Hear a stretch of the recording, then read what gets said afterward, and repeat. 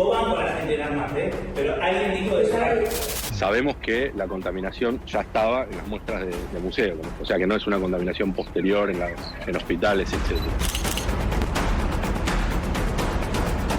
Ya son casi 100 las víctimas fatales por el fentanilo contaminado que sin ningún tipo de control ni trazabilidad fue distribuido por el laboratorio HLB Pharma a diferentes hospitales y clínicas del país. Vinieron en noviembre y después en febrero de 3 horas vinieron. Tenés que preguntar a ANMAT si en 3 horas pueden poner 100 cosas. Eso. Segundo, preguntarle a ANMAT si no había una orden de clausurarnos desde el año pasado.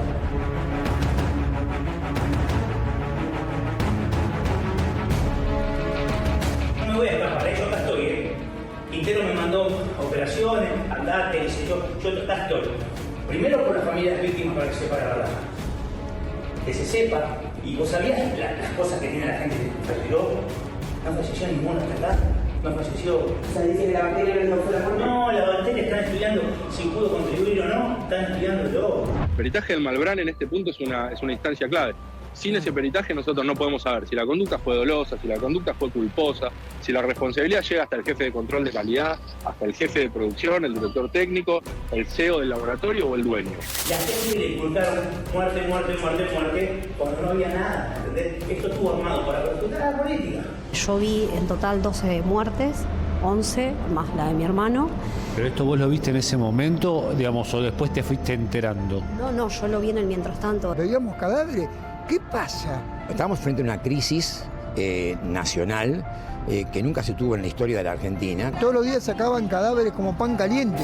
Hasta el momento se sabe que 45.000 ampollas contaminadas fueron aplicadas, mientras que otras 260.000 por lo menos fueron retiradas de circulación y no llegaron a ser inoculadas en pacientes. Los números hablan por sí solos, pero los rostros y las vidas perdidas son la verdadera dimensión del desastre. Mi hermano es Daniel Oviedo, es una de las víctimas del fentanilo. Entramos al Hospital de La Plata el 25 de febrero, entramos con un ataque de pánico y dificultades para respirar.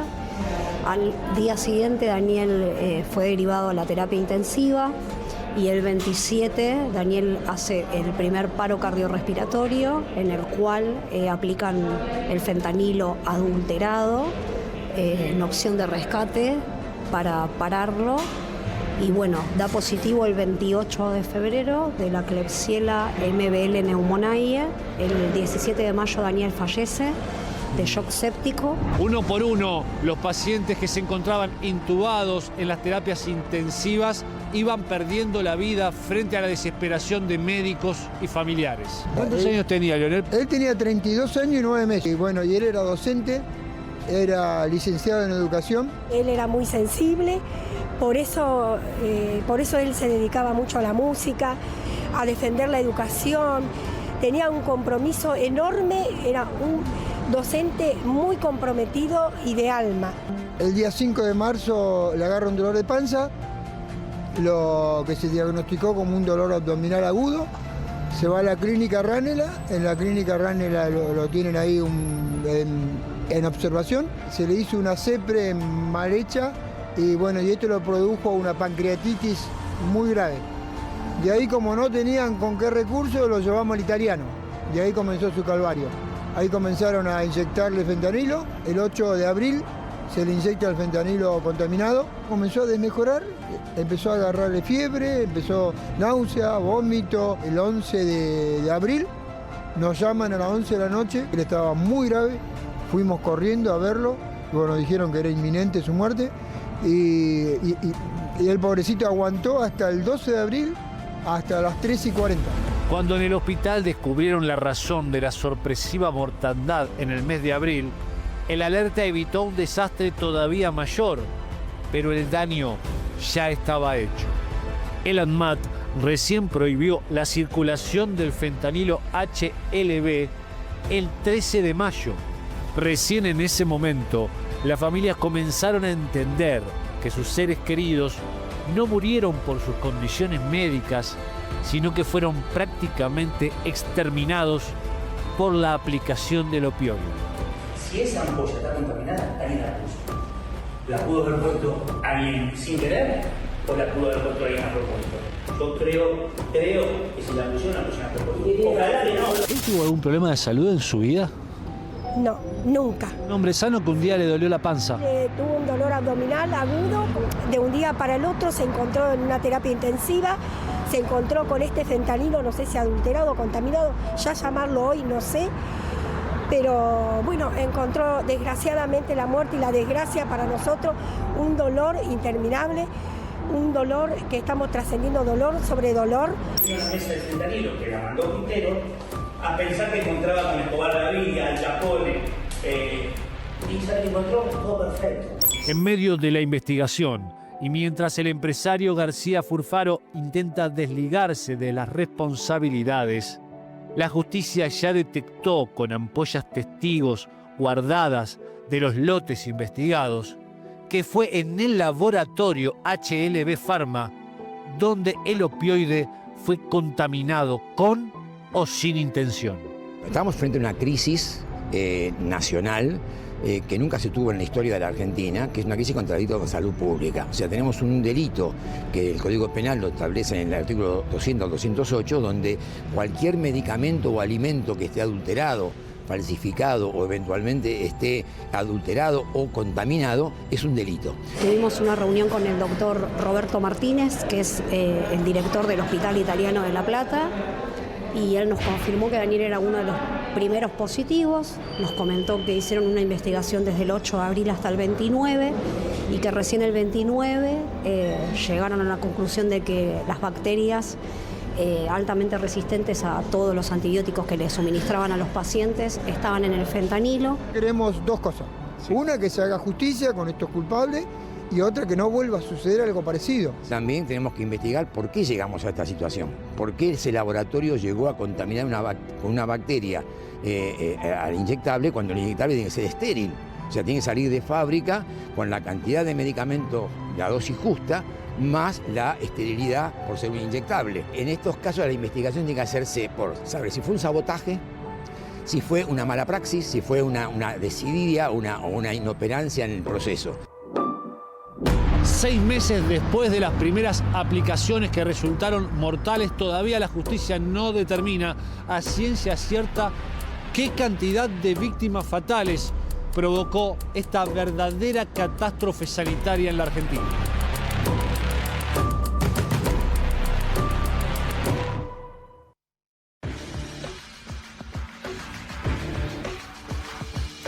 Es sin dudas la mayor catástrofe sanitaria de la Argentina.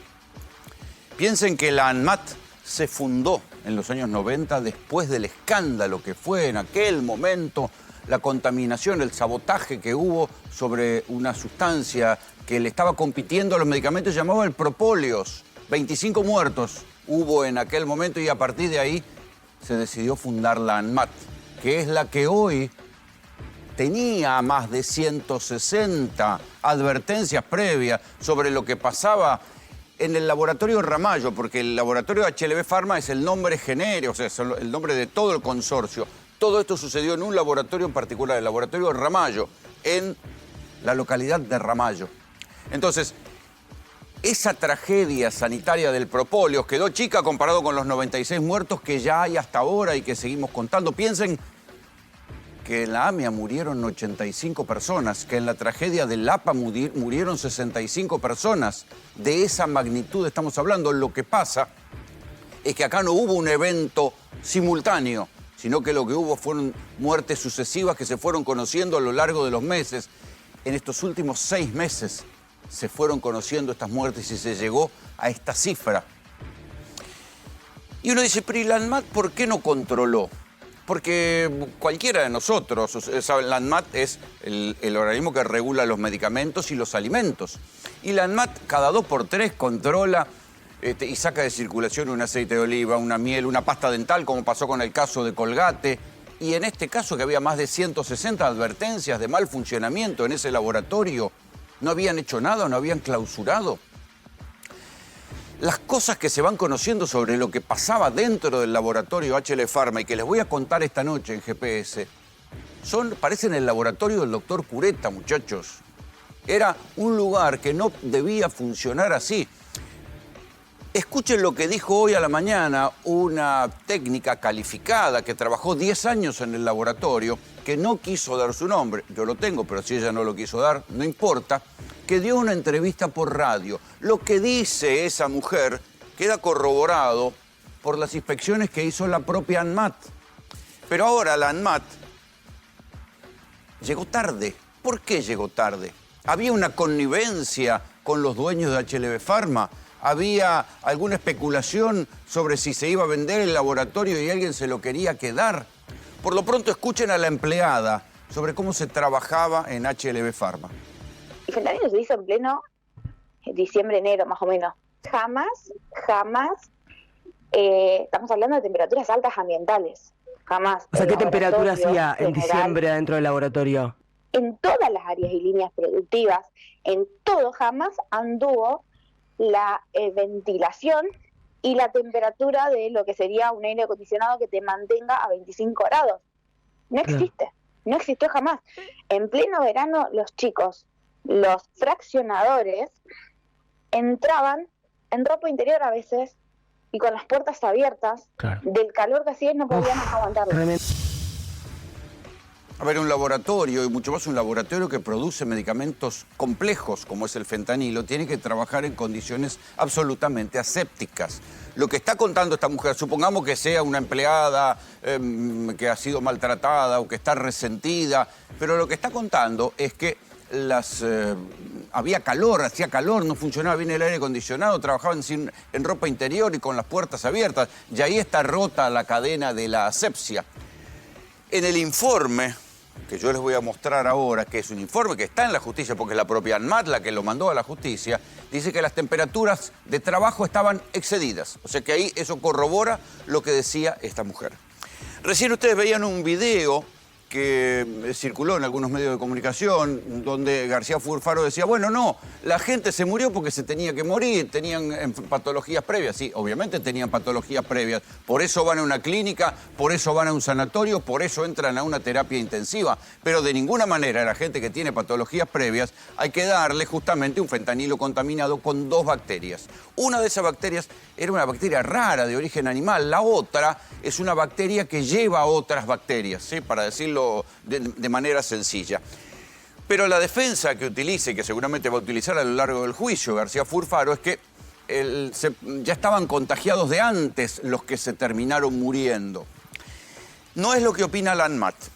En el boletín oficial, cuando la ANMAT decide terminar con las actividades y sacar todo el lote de fentanilo, que por cierto lo hizo bastante tarde, porque hay una investigación de noviembre del año pasado, que en febrero le mandan una carta a la directora técnica del laboratorio diciéndole hay muchos problemas, hay mangueras que no están limpias, un detalle muy técnico, pero esa carta, en base a una inspección de diciembre, mejor dicho, llega en febrero al laboratorio. O sea que la ANMAT estaba al tanto de que había algo que se estaba haciendo mal en ese laboratorio. Sin embargo, porque eran vacaciones, andá a saber, porque le recortaron el personal, andá a saber por qué, no hizo nada. Pero en el momento de la clausura, ¿sí? El 11 de mayo, este es el decreto, dice que las 12 muestras que se cultivaron, 12 muestras del fentanilo de HLB, fueron positivas para crecimiento bacteriano y al observarse en el microscopio y hacer la tipificación de dichos organismos, los cultivos salieron positivos para Klebsiella pneumoniae y Ralstonia piqueti, que son las 2 bacterias. O sea, la ANMAT hizo un testeo, hizo un cultivo a partir de una ampolla y ahí comprobó que las ampollas estaban contaminadas. O sea que la gente que se murió, no se murió porque se contagiaron de una bacteria interhospitalaria en el hospital, que puede suceder. En este caso, se murieron porque se contagiaron con esta bacteria, porque hay una de esas bacterias que no es habitual en la fauna bacteriana hospitalaria tan temida, de las infecciones intrahospitalarias. Entonces, acá está lo que yo les decía. El documento dice, que manda la ANMAT, está en el expediente. Después vamos a hablar de la manera que el juez Kreplak lentamente está no instruyendo la causa de una manera bastante extraña, pero después lo vamos a hablar. Y a ver si podemos ver algunas capturas de pantalla para que vean de qué se trata el expediente. Dice, bueno, fentanilo, solución inyectable, laboratorio HLB Pharma. Acá está. Digo, para que después no salgan los trolls a decir que es falso, que lo inventamos, toda esta pelotudez que dicen siempre. Dice, el informe no intenta enumerar todas las deficiencias detectadas, solo se mencionarán algunos ejemplos. Imagínense los ejemplos, tiene 25 páginas. 25 páginas de ejemplos de lo mal que estaba funcionando esto. Ahí está la directora nacional del INAME, que es el Instituto Nacional de Medicamentos, que es una de las dependencias de la ANMAT, y empieza a decir, primero dice que el fentanilo tenía que ser fabricado minimizando los riesgos de contaminación microbiana. Justamente lo que tenían eran bacterias, se había sido contaminado con bacterias y microbios. Dice también, para lavarse las manos la ANMAT, alcanzar este objetivo es responsabilidad de cada empresa. Sí, es evidente, pero la ANMAT inspecciona todo el tiempo a los laboratorios y a las droguerías, por eso no se entiende que se les haya pasado esto, y por eso está la responsabilidad, y por eso lo citaron al ministro de Salud, Mario Lugones, a que vaya a dar explicaciones a la Comisión de Salud, porque no se entiende. Miren, yo hablaba con una persona que es la directora técnica de una droguería y me decía, mirá, a mí hasta me piden que pinte las paredes, me controlan cada cuánto tiempo pinto las paredes, la ANMAT. En una droguería que se supone que tiene que tener mucho menos control que un laboratorio y mucho menos control que un laboratorio que fabrica fentanilo. Los controles de la ANMAT, por esos milagros de la coima, de andás a saber de qué, se habían relajado de manera increíble en el laboratorio HLB Pharma. El laboratorio, o sea, propiamente el lugar, el laboratorio Ramallo, lo manejaba el hermano de García Furfaro, Diego García, ¿sí? Entonces, para que sepamos cómo es la cadena y el organigrama. Cuando uno sigue leyendo, se encuentra, a ver un poquito más adelante, van a ver que empieza el análisis de los lotes.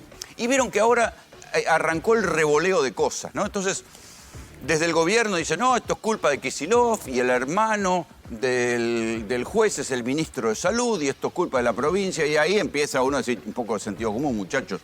La verdad es que hubo casos en provincia de Buenos Aires, pero hubo casos en clínicas que no tienen nada que ver con el esquema público de salud de provincia de Buenos Aires. Hubo casos en Santa Fe, en Córdoba, en Formosa. O sea que la explicación de que todo esto es una cuestión que tiene que ver con Kicillof no estaría sucediendo. Pero claro, estamos en campaña electoral y nadie quiere cargar con el mocho de los 96 muertos. Ni siquiera Sturzenegger, porque la primera reacción de muchos, la primera crítica que saltó es, y esto tiene que ver con los recortes que promueve el ministro de Regulación, Sturzenegger, que le sacó el 30% de la planta a todos los organismos estatales. Sturzenegger salió en una entrevista a decir, no, esto fue culpa de la ANMAT. Y después tuvo que salir a aclarar de la ANMAT kirchnerista. Bueno, vean las fechas. Porque acá dice, fecha de elaboración, 17 de diciembre del 2024. Fecha de liberación, o sea que sale al mercado, 3 del 1 del 2025. El otro lote. ¿Sí? Este es el lote complicado, el 31202. Es el lote donde encontraron la contaminación. Y dice, también, elaboración 18 de diciembre, liberación 4 de enero. Ahí hay un detalle que es importante, dice, sin la firma del DT. El DT es el director técnico que tiene que firmar todo el procedimiento de un medicamento. Es el farmacéutico jefe, digamos, del laboratorio.